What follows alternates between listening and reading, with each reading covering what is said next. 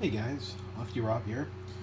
Thought I would do a quick introduction on my latest acquisition project. Now, I believe I did do at least one other video regarding this in the club that I put in the club, but I figured I would make an official first start video for this project.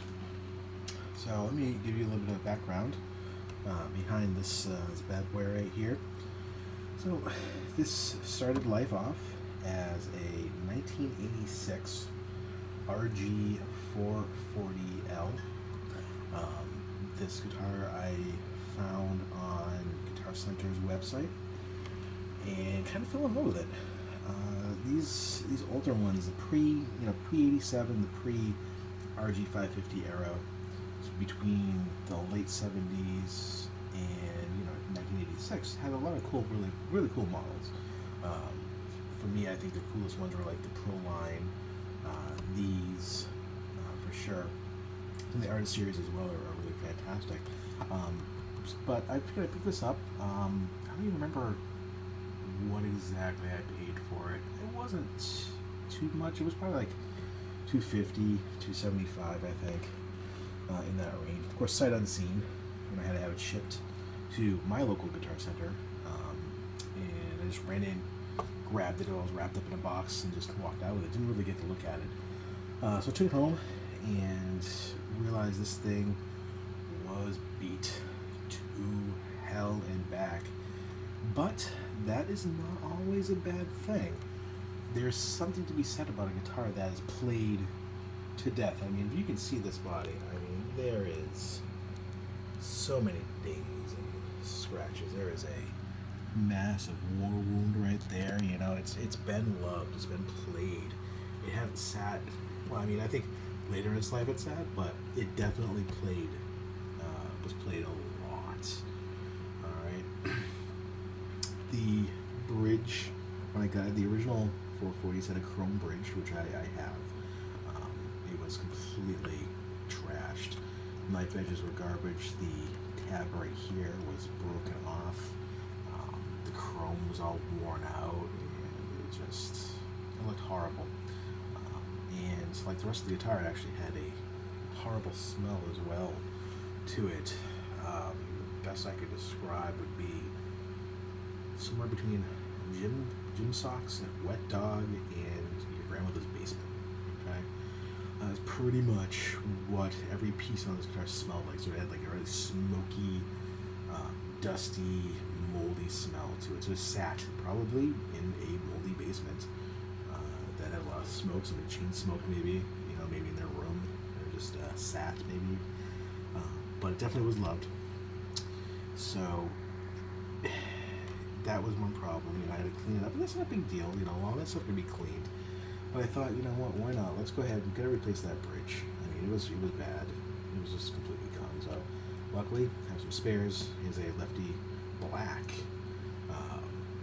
original edge. This one came off of, I think, let's say it was like a 90 black 550L. Yeah, I think this one came off of my 550L from 1990.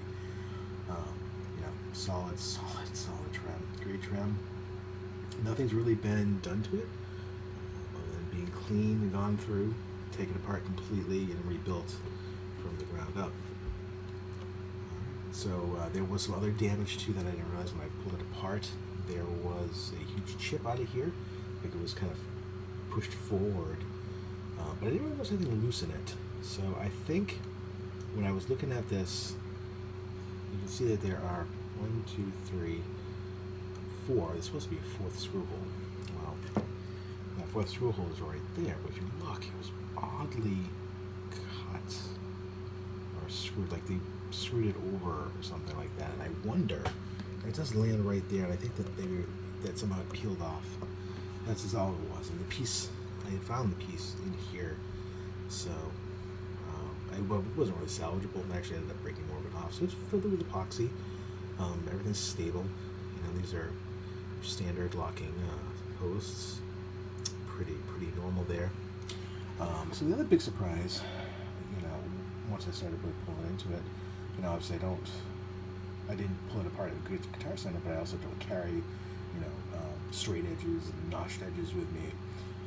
So what I discovered was that the neck, the original neck, which is right there, has an uncorrectable back bow in it that, maybe with a lot of work, maybe weights pulling down on it to try to get that out, but at a maximum with the truss rod, either way, it was uncorrectable. So there was just a bad back bow in the middle of it. So that neck was no good.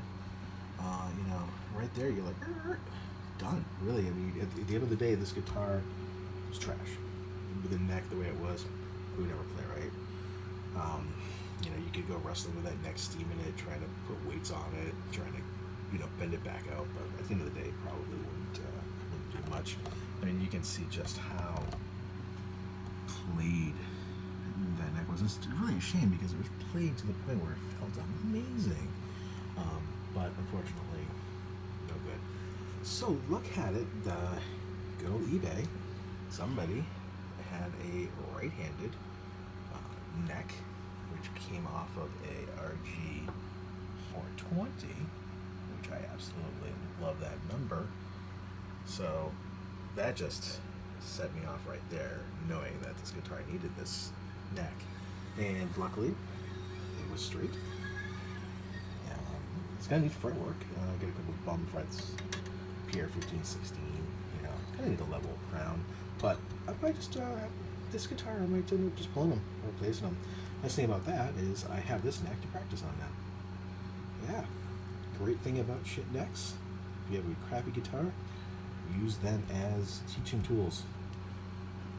Get your fret pullers, get your leveler, figure that out, man. It's okay. Make some dings, make some you fuck it up. Who cares? It's a shit neck. You don't want to do it on the good neck. You don't want to fuck that up. Fuck it up there. Do it a couple times. The thing is with fretwork, you just gotta do it a couple times. You gotta figure out how it goes, and then you'll be good at it. So you get a couple shit necks laying around, use them. Use them to your advantage. Don't just let them collect dust. Refret them a couple times. Fuck around with them. Practice your edging. Practice getting the bevels. Practice filing the edges. So. But that's that's the 440 so far. Now the next step is getting a new pickguard. Well, pickguard is there. It's just beat the hell. So I have a nice company out in California that is putting together a brand spanking new carbon fiber humbucker single pickguard. It's going to have only 2 knobs, no other controls. There's going to be some fun wiring this one up. It's going to be really, really cool, and I cannot wait to get it going. It's going to look amazing. She's now blacked out. She's all black. She's the murder machine. She's been murdered out. I'm going to get this painted. I'm going to figure out some way to get this painted. Because that's the only bit of chrome that's on it. Because this nut does not exist left-handed in chrome. In black. Not on these necks. This is the original one that came off of this neck. Just that width. It just does not exist. So I tried. I wasted money buying new black nuts for photos. None of them fit. It just this particular one was cut for this neck only. But it's gonna be amazing. Lots of surprises with this one.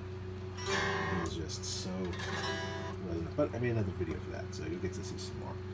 All right, guys, take care.